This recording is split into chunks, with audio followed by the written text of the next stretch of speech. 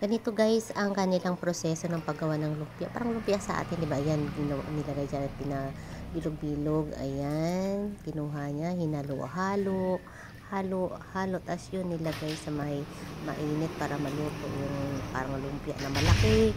At ayan na nga, luto na, kinuha na niya at nilagay doon. At ayan, nilatag niya doon sa may screen na itim. At ayan, inisa-isa niya ang binilad.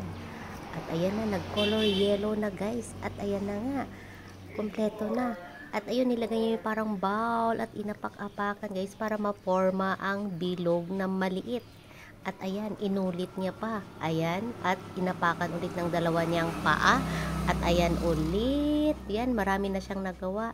At ayan, ang nakaupo ang lalaki. Ayan, inisa-isa niya. Ayun. Ayan, ayun na. At ayan, pinilit pipit ulit. At ayan, yan. Ang dami na. Ayan na, tapos na. Kain.